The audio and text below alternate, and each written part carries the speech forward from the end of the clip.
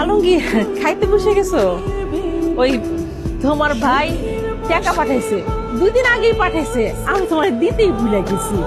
ভাইজান তো সবসময় আমার কাছে টাকা পাঠায়, তোমার কাছে টাকা পাঠাইলো এবার? আর করো না, তোমার ভাই যাওয়ানোর সময় আমার নামে একটা নতুন অ্যাকাউন্ট খুলে দিয়ে গেছে, কইছে এখন থেকে আমার অ্যাকাউন্টে টাকা পাঠাইবো। এই নাও, এখানে 15,000 টাকা আছে। না না ভাবি, এখানে মনে হয় কোনো ভুল হইতেছে। ভাইজানের তো 50,000 টাকা পাঠানোর কথা, 15,000 টাকা তো হবো না? তোমার ভাইজান বলে দিছে এখন থেকে তোমার মা আর আমার জন্য এই টাকাই পাঠাবো, এর বাইরে আর কোনো টাকা পাঠাইতে পারবো না। আর মা আর আমার জন্য খাওয়া খরচ এর থেকে বেশি তো লাগার কথা না। এতদিন ধরে এই সংসারে সে এত কিছু করলো, তার নিজেরও তো একটা ভবিষ্যৎ আছে, তাই না? ভাবি তুমি এগুলো কি বলতেছো?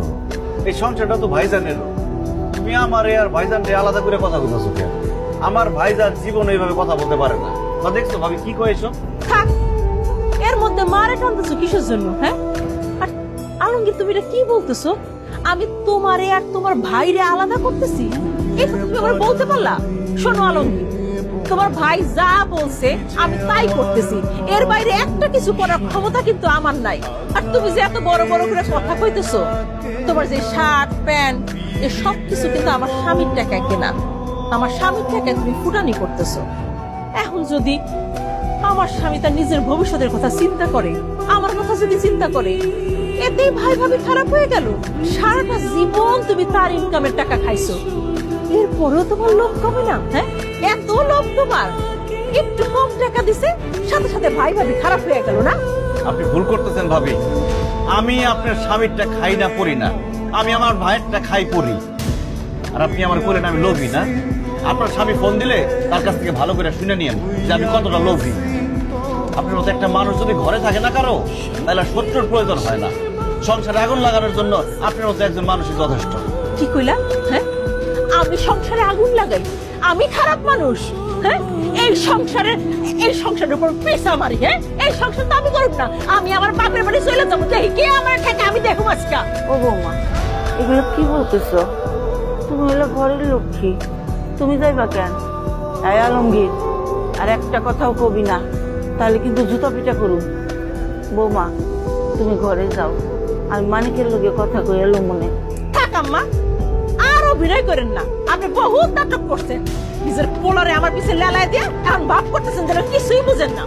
আমি কাল সকালে বাপের বাড়ি চলে যাবো, তারপরে এই বিচার করুন, তারপরে দেখুন যে সংসার করি কি না করি, সংসারে খাতা করি।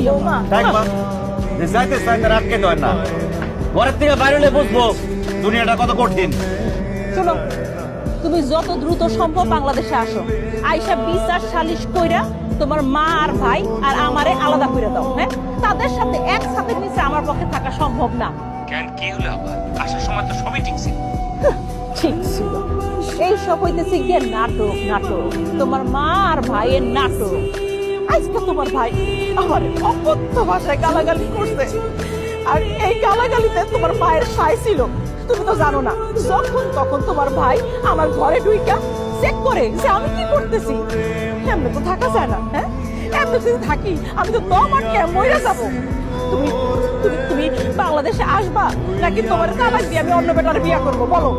ঠিক আছে, আমি আসতেছি যত দ্রুত সম্ভব। আসো, আর শুনো, যতক্ষণ তুমি না আসবা ততদিন কিন্তু আমি আমার বাপের বাড়িতে থাকবো, ওই বাড়িতে যাবো না। আচ্ছা ভাইজান, ভাইজান তুমি দেশে চলে আসছো? আগে থেকে জানালে না কেন? আগে জানাইলে তো আমি অটো নিয়ে স্ট্যান্ডে আসতাম।